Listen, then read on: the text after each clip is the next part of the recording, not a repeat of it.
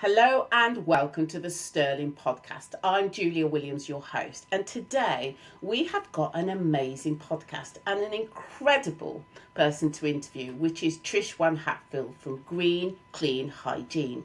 Now, they are a specialist cleaning company and they do all sorts.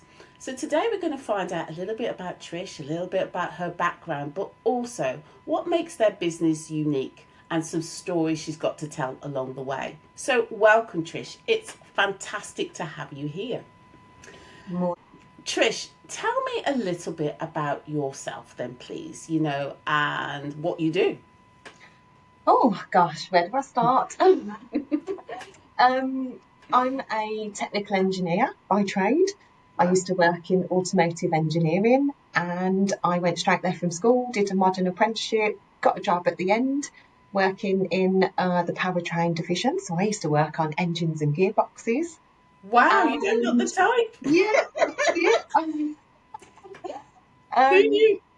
And I worked there after my apprenticeship. I got a full-time job at the same place that I trained at. I worked there for about a year, a couple of years or so, and it closed. I had just bought my first house, so I had a mortgage and bills to pay, and I needed to get another job. I originally wanted to go into engineering sales, but a lot of people at the time said, "You've got a great engineering background, but no sales skills." So I happened to have a friend at the time that worked in a corporate company selling washroom services. And I got an interview at that place and got the job. And I ended up working there for about the next 6, 7 years. Gosh. And I never made the transition back into engineering because then I got sort of um, I'd just been working in commercial for so long and in the hygiene industry that I ended up just sort of sticking in that area. And that's how I kind of ended up in hygiene. I also ended up selling medical waste as well. So waste from dentists and doctors, as well as washroom services.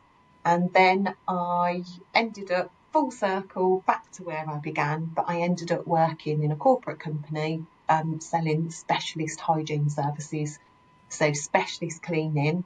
And I worked in sales and worked my way up to end up being a branch manager where I had responsibility for the overall running of a local branch within a bigger corporate company.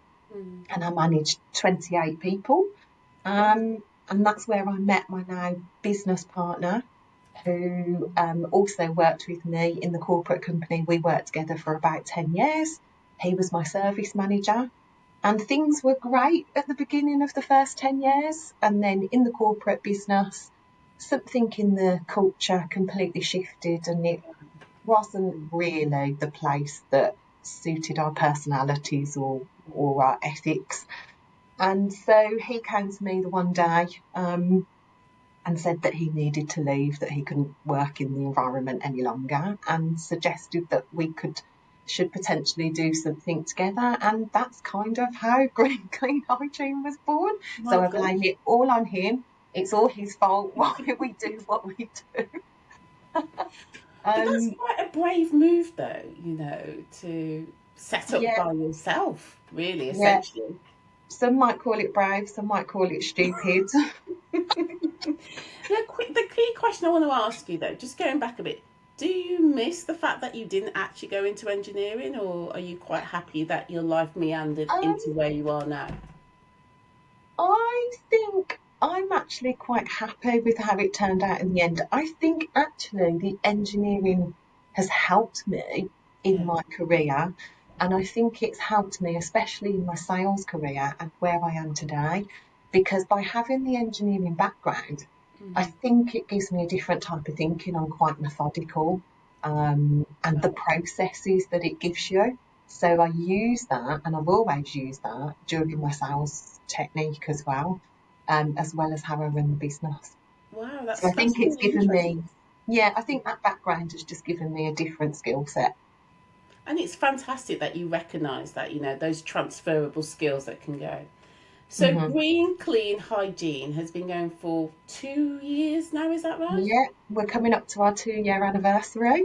Wow. Tell me, what has that journey been like? Um, it's been a roller coaster.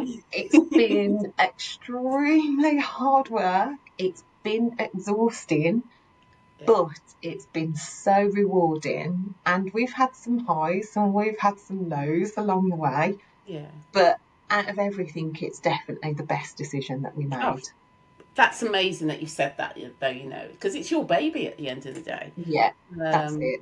To know it's ours, we've built it from scratch. No one can ever take that away from us. Cool. So, Of course. And you're reaping the rewards. Now, I'm going to ask you a really, it's not a dumb question, but it is a question. What is a specialist cleaning company? Like, what do you actually do?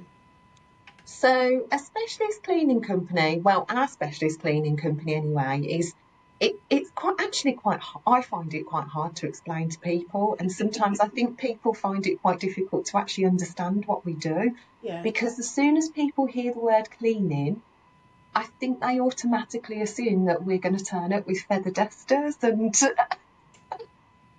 and unfortunately that's not us, that's not what we do. So uh, in the easiest way, it's we don't do domestic general cleaning and we Right. don't do daily office cleaning. So, but we do anything above and beyond that, and that's kind of the easiest way to explain it. So sometimes it can be as simple as a carpet deep clean in an office, Yeah.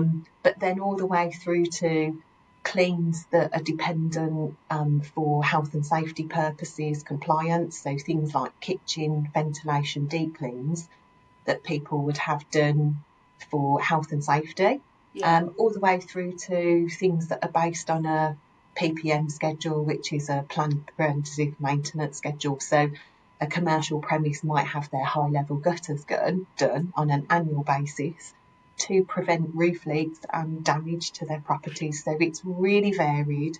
Right. Um, yeah, it's no 2 days are the same. So give me an example of like some of the jobs that you've done that's a little bit unique or different. So one sector that we work quite heavily in and that we're probably quite well known for is the work that we do with social services and housing associations. So Okay. we tend to get involved in cases where there is severe self-neglect and hoarding. Like the TV program. Yeah, like the TV programs and sometimes worse than the TV programs as well. Oh wow. So there's various different scales of hoarding that goes on a scale of sort of 1 to 9.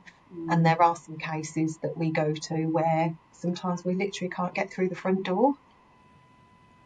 In those cases though, because often when I watch those TV programs, like where do you start? You know. Um, yeah, precisely. Where do you start? So sometimes, we get to sites and we have to don the white suits and the safety boots and we literally have to climb. And sometimes, I've got to a property and I might have a gap about that big to be able to get through the front door. And it's about going in there and assessing and Yeah. trying to work out what have we got to do, what waste disposal is there, what level of clean have we got to do. Don't Mm. get me wrong, they're not all like that. Yeah. Um, but it's also sometimes, a lot of the times, the client is actually present as well, Oh along gosh. with perhaps, their social worker or tenancy officer. And Mm. it's about building that rapport and that trust with that client because at the end of the day, we're going into their home, Yeah. regardless of what anyone thinks of the condition of it, it's their home at the end of the day. And I've had lots of sort of feedback from some of our customers where they've had not great experiences with other cleaning companies in the past, where sometimes they've gone in and perhaps done a survey and they've not even spoken to the client, not even made Oh, eye contact with them. that's sad. And Mm. yeah, and that's it. And I think that's probably where we're unique and we're a bit different. We've gone on various different training courses, but I think just the people that we are, I purposely always make a point of asking what their name is before we go in to see Yeah. them. because I want to address them by their name. I want to talk to them and build up that level of rapport and trust with them, so that when we actually turn up on the day to do the work, they automatically just feel that little bit more comfortable, because then it just makes life so much easier. They want to end up working with us as opposed to against us. Well, you're treating them with dignity at the end of the day, which, Yeah. is vital, really. Hmm. But I'm guessing once you've gone in and done a clean like that, the sense of reward, the fact that you've helped and supported them in that way, must be, immense. Yeah, we do lots of different cleans, all different types. But I Mm, have to say that's probably the sector that is the most rewarding, because, like you said, you're helping an individual who has probably suffered for many, many years. yeah. And hoarding is a mental health problem. And sometimes it's just so overwhelming that the client doesn't know where to start.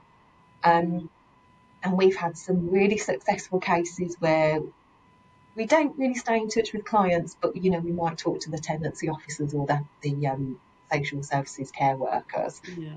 and we'll always ask the question, oh, how's so and so getting on? And sometimes we hear the feedback of, oh yeah, what you did made such a big difference. They're now able to invite friends and family over, and so we know that they go from being this isolated person that won't invite anyone over to their No. home to all of a sudden having that support network around them. Oh, and that's absolutely lovely, that is, and probably what they need as well when you're talking about mental health, hoarding, and all of that.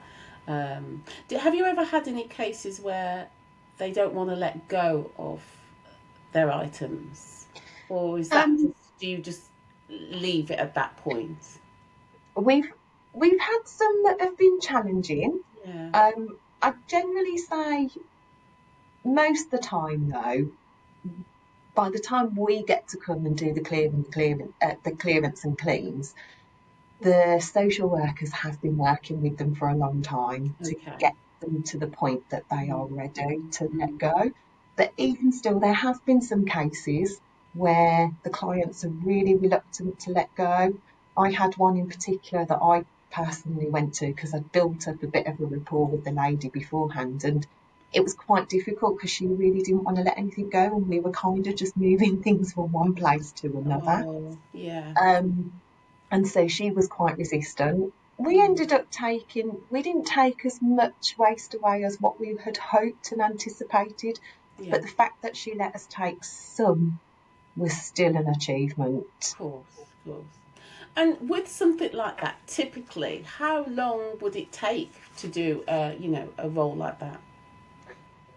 They all vary, they're all different. We've had ones where sometimes we can be there for a day, and Yeah. we've had other cases where it's literally taken us a good, we've been there for like 4, maybe 5 days at a push. Those are the ones that are really challenging. Yeah. And sometimes people hoard things that aren't very pleasant either, like their own fluids. Really? Oh Yeah, God. sometimes. Okay, so that's also challenging for you as well. Mm, yeah, yeah. So, what other types? I mean, like you said, you work with social services, and that obviously gives you a sense of pride in being able to help and support them, which is great. Yeah. But what other types of cleans do you do? That are unique. Yes, so we Ridiculous. work with many commercial customers, Okay. um, and of varying different degrees. So Mm, sometimes I had one day which was, complete extreme ends of the spectrum. mm, So my first appointment of the day, I was in a beautiful hotel in a gorgeous ballroom, looking at all their ornate features of how we were going to clean them to get all the dust and the debris off. And then my next appointment, I was in a subway in the city centre looking at a needle sweep service. oh my goodness So me. we work with all types of commercial businesses from all different backgrounds. Sometimes they can be, like hospitality sector, and it's all about prestige and the way that a building looks. And it can be all the way through to civil engineering. We've got to make areas safe for other contractors to work in. Yeah. So we're not really sort of sector specific. We can work anywhere. We work in any building, whether it be an office, a school, a church. We seem to work in a lot of churches as well. We've done many gutter cleans and pigeon guano cleans in bell towers. So yeah, kind of any building, to be honest. So how on earth? Because I know that you're a mum. How do you fit all of this in? Because you're like a regular superwoman.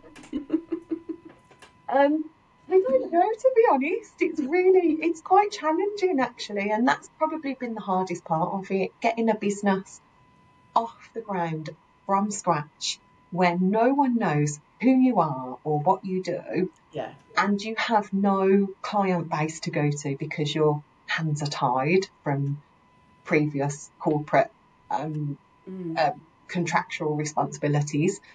That's probably been really challenging, having the time, to be honest. But I think, as most business owners would say, time is probably the biggest challenge for all business owners. And it's that constant plate spinning. So, like, I have days where I'm out on the road and I'm surveying and I'm clock watching because I'm thinking, I've got to get back. I've got to get back. I've got to pick the kids up. I've got to do the gymnastics run and this, that, and the other. And it's just about managing time Yeah. and trying to be efficient with my time as well. Which is vital, really. Have you got any tips for people that are literally just starting out? Because, like you've just mentioned, now you set up a company, nobody knew who you were, and you have to get out there and just do it. You know, have you got Yeah, any tips for anybody who's in the position that you were? yeah. I've got quite a few tips. I'd probably say Go ahead. just be brave, just do it, work hard, invest everything into it because it is worth it in the long run. I think in the early days, it could probably be quite easy to give up. I think there was one moment in time where my business and partner and I, without actually saying it to each other, I think there was one moment, there was 1 week that was quite definitive in the early days where it just went deathly quiet. And we probably individually thought, oh my goodness, what have we done? Why have we done this? We've walked away from secure careers with, company cars, pensions, this, that, and the other. Why have we walked away from that comfort? But what we did was we just dug deep and we kept going. And I'd probably say a big tip is to build a really good network of people around you. I think that's really key in the early days because, like for me, I'd never run my own business. My business partner had never run his own business. So for us, it was a huge learning curve. And we did lots and lots of networking in the beginning. I just thought, like I said, no one knows who we are, what we do. What's the best way to get people to know who we are and what we do is to just go and talk to as many people as I possibly can. So in the early days, networking was key for us.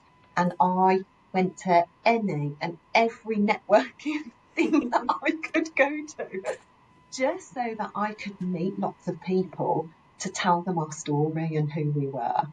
But also what I then found and what I learned really quickly was there were so many other business people that had got their own businesses and had already been on that journey who were so willing to give me advice and to share their stories with me and to give me their little nuggets of do this, don't do this, use them, don't use that, don't make the mistake that I did, don't bother with that, do this. And you know what? That was so helpful. And lots of people that I met networking have been really instrumental in our business. I've had people that I've met at networking that now, they did our brand for us, our logo brand. They did our website for us. They're our accountant. They're our bookkeeper. And they're all people that I've met along the way. And so I'd say, get out there. Don't be afraid to speak to people. because there's so many other business owners that have been there, done it, and they're really willing to help and support you and guide you so that you don't make those mistakes that they made. So now that we're 2 years down the line, I'm trying to give back, and I'm trying to do that for people because people were really good to us in the beginning Oh, as that's well. so nice, though. It's so nice, and it seems to me like you've built your own trusted circle around Yeah, you, yeah. to be able to I help think and that's support. I think Yeah. that's vital because sometimes it is lonely. It can Mm. be really lonely as well when you've come from a corporate background like we did, where Yeah. you had a HR department and a finance department, and and that support, business support around you, Yeah. to all of a sudden having to do it all by yourself. It can be quite lonely and it can be quite daunting. So to have some peers that then become friends, that you can pick up the phone and go, "Can I buy you a coffee? And can you advise me on and help me? What did you do?" Yeah. Um, you can't beat that. It's It's priceless. invaluable. It's absolutely invaluable. So tell me, what's next for you on this amazing journey? Oh gosh. So as we go into 2026, we're going into our third year, and I think it's just to build on the success that we've had in the previous 2 years. Mm. Um, And I don't know. I actually don't know. Lots of people say, "What's your plan for the future?" But we're still in that throw of kind of taking each sort of quarter, each 6 months as it goes. But Yeah. I think for us, it's just to continue to establish ourselves further in the corporate sector. We Mm. still do domestic work and help some of our domestic clients, Yeah. but we've shifted quite largely now into the corporate environment, and it's just about growing and building those relationships in that area. When you started out, was that always your intention to go down the specialist route, or did it just kind of evolve over time?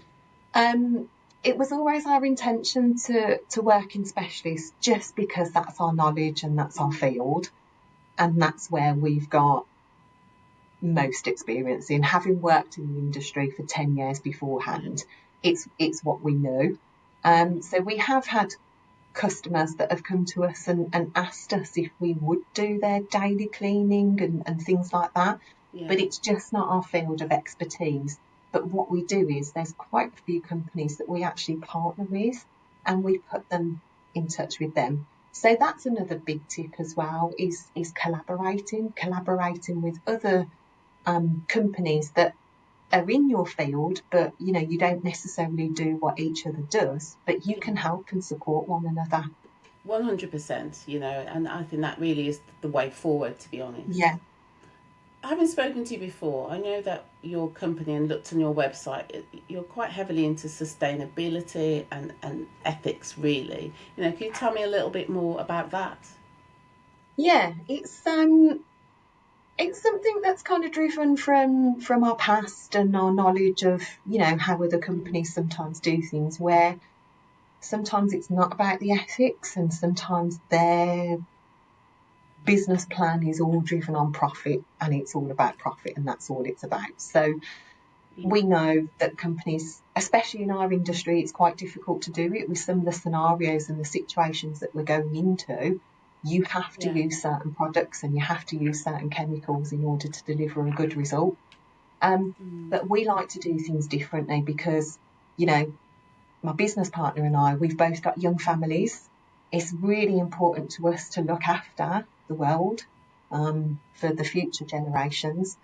And so when we procure products and items, we try as best as we can to do it as sustainably as we can. So we try and purchase biodegradable gloves, products, things like that, that aren't going to impact on the environment.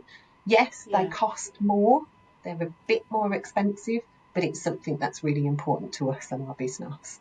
Yeah. Things like chemicals, we'll try and source um, multi-purpose. So instead of buying lots of different products that are coming from lots of different suppliers and have that carbon footprint trail Mm. behind them, we try and buy multi-purpose, so it's only coming from one place, and we only have limited amount of disposal of products then. Every little bit helps though, and more Yeah, companies anyway, more and more people want that because we all need to look after the planet. So I think it's wonderful that you've implemented that and embedded that within your business really. So it's good for people to know. So then, anything else that you want to share with us that I haven't already questioned you on, Trish? Because it seems to me like, you are going from strength to strength. Considering that, your business is 2 years old, you're going into your third year, yeah, you've done amazingly well. thank you. You've got some good growth, plans ahead. I think it's amazing. So anything else you want to share? I think just believe in yourself. It is difficult sometimes, don't get me wrong. There's days sometimes where even, I have anxieties that kick in, even though on the outside it doesn't look like it. Sometimes inside I'm thinking, oh gosh, and it's a lot of pressure as well, especially when you employ people. Um, that becomes a different challenge. For me, I find it quite challenging knowing that people are relying on us in order to pay their mortgages and their bills. Yeah. But I just say, just believe in yourselves.